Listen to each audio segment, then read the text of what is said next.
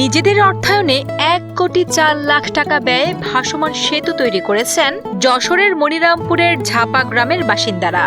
যাতায়াতের দুর্ভোগ ঘোচাতে কোনো সরকারি অনুদানের অপেক্ষা না করে ১৪৮ জন সাধারণ মানুষের সম্মিলিত উদ্যোগে ১,৪৬৮টি প্লাস্টিকের ড্রাম আর লোহার পাত দিয়ে তৈরি করেছেন দেশের দীর্ঘতম এই দৃষ্টিনন্দন সেতুটি।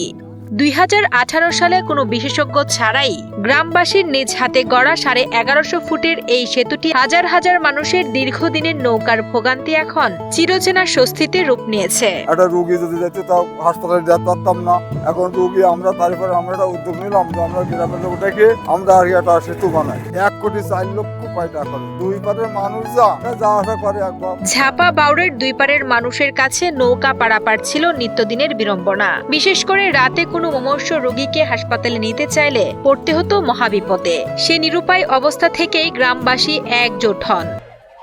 আগের মতোই clean, Berger easy clean fresh, দেয়ালে দাগ থাকবে না, রাখবে সুরভিত। ১৪৮ জন সদস্য মিলে নিজেদের জমানো টাকায় কোনো সরকারি প্রকৌশলী ছাড়াই তৈরি করেন এই আধুনিক ভাসমান বিস্ময়। আগে নৌকায় যাতায়াত করতো, আমাদের চিন্তা হতো যে আমাদের বাচ্চারা ঠিকভাবে যেতে পারছে কিনা, স্কুলে পারাপার হতে যে পড়ে যাচ্ছে কিনা জলে, সে একটা ভয় থাকতো। এখন কোনো ভয় নেই, নিশ্চিন্তে যেতে পারে স্কুলে কলেজে। হ্যাঁ, এই সেতুটা হওয়ার কারণে। সেতুটি চালু হওয়ার পর থেকে ভ্যান, সাইকেল ও মোটরবাইক নিয়ে অনায়াসে পার হচ্ছেন স্থানীয়রা। আগে ঝোড়ো বাতাসে বা বৃষ্টির দিনে নৌকা পারাপারে যে আতঙ্ক কাজ করত, এখন আর তা নেই বলে জানান স্থানীয়রা। বিশেষ করে স্কুলগামী সন্তানদের নিরাপত্তা নিয়ে মায়েদের দীর্ঘদিনের দুশ্চিন্তা দূর হয়েছে। হ্যাঁ, এই ভাসমান সেতু হয়ে আমাদের অনেক উপকার হয়েছে।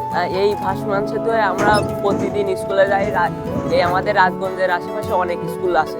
এই স্কুল থেকে প্রত্যেকদিন কমপক্ষে ৫০০ থেকে ৬০০ শিক্ষার্থী এমনি যাতায়াত করে বিনামূল্যে। ভাসমান এই সেতুটির সবচেয়ে বড় সুফল ভোগ করছেন শিক্ষার্থীরা। আশেপাশে থাকা বিভিন্ন শিক্ষা প্রতিষ্ঠানের কয়েকশো শিক্ষার্থী প্রতিদিন সম্পূর্ণ বিনামূল্যে এই সেতুর উপর দিয়ে যাতায়াত করে। গ্রামবাসীর এমন অবিশ্বাস্য কাজ দেখতে এখন সাতক্ষীরা সহ দেশের বিভিন্ন প্রান্ত থেকে পর্যটকরা ভিড় করছেন। সাতক্ষীরা থেকে আসে এই ভাসমান সেতুটা দেখার জন্য। আসলে বাংলাদেশে এইরকম সেতু আগে কখনো আমি অনলাইনেও দেখি নাই বা নিজের চোখেও দেখিনি। আজকে আসলাম এখানে এটা দেখার জন্য। এনারা নিজেরা টাকা উঠায় এই ব্রিজটা করছে শুধুমাত্র এই পারের লোকের সাথে এই পারের লোকের যে গুড রিলেশন সেটা যেন ভালো থাকে।